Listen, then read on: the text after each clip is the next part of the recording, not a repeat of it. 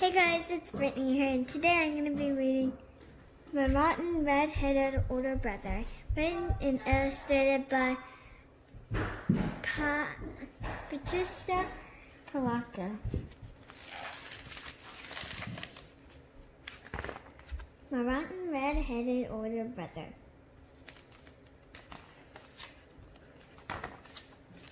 My brother and our mother and I all live with my grandparents on their farm in Union City, Michigan. Now my babushka, my grandmother, knew lots of things. She knew just how to tell a good story. She knew how to make ordinary things magical, and she knew how to make the best chocolate cake in Michigan. After she told my brother and me a grand tale from her homeland, we'll always ask, "Bubby, is that true?" She's answered, "Of course it's true, but it might not have happened." Then she laughed. Now I knew she loved me all right, but I couldn't quite understand how she could even like my older brother, Richard. He had orange hair that was like wire. He was covered in freckles and looked like a weasel with glasses. The one thing that my Bubby didn't seem to know was how perfectly awful my brother really was. Mind you, he was always nice whenever she was around us, but as soon as she left, he would do something terrible to me and laugh. There were so many things that I couldn't stand about him.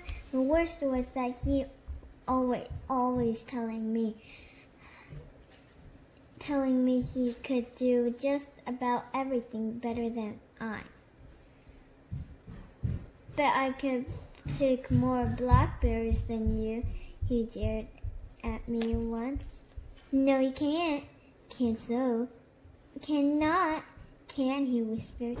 "Not," I said louder. "Can," he whispered so low that I could hardly hear him. "Not," I screamed back.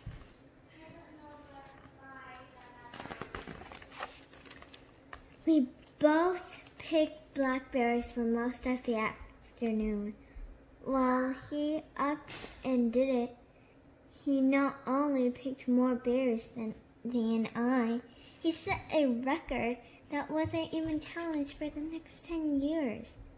"You make me sick, Richard Barber," I yelled at him. Then he smiled that smile that only a rotten red-headed older brother could smile.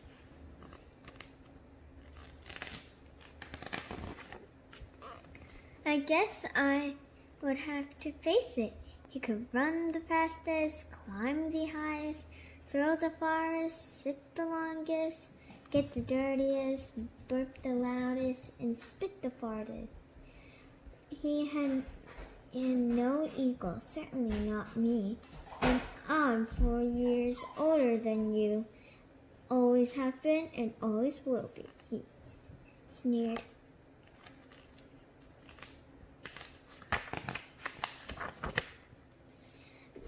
There had to be something I could do that he couldn't.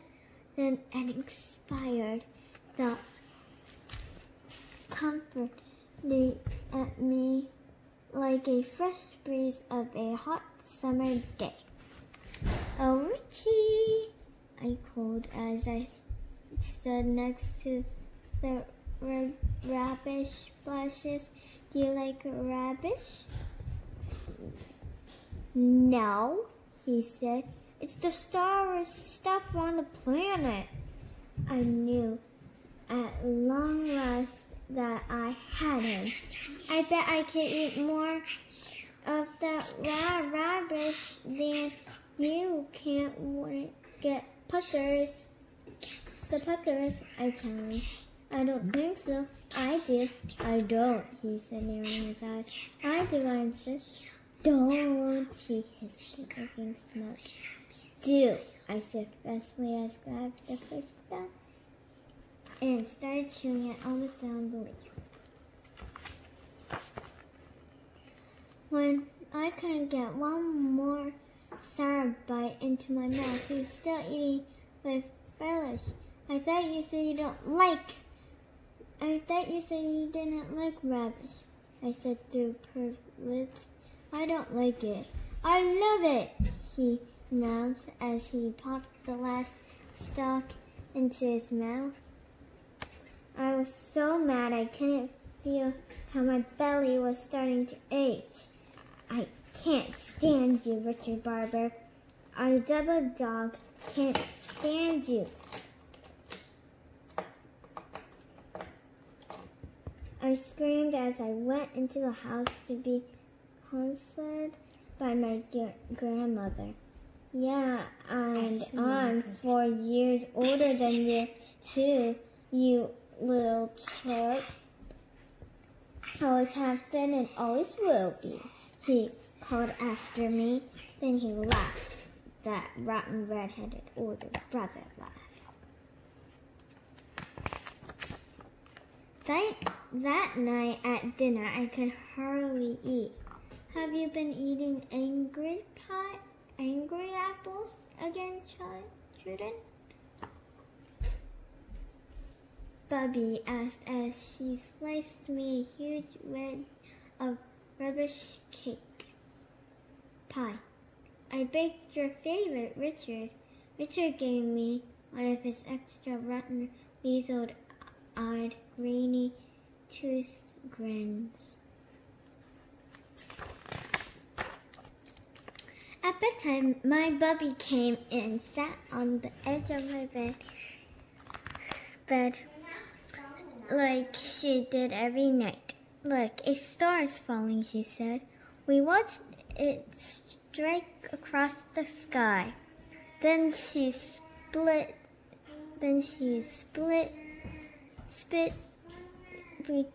twice between her fingers and gave her chest a loud snap.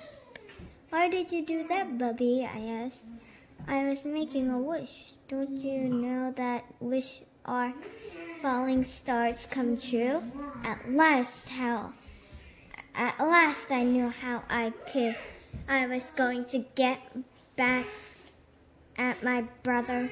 For the longest time I watched the dark sky until I saw a star shoot across the night. Then I spit between my two fingers and slapped my chest.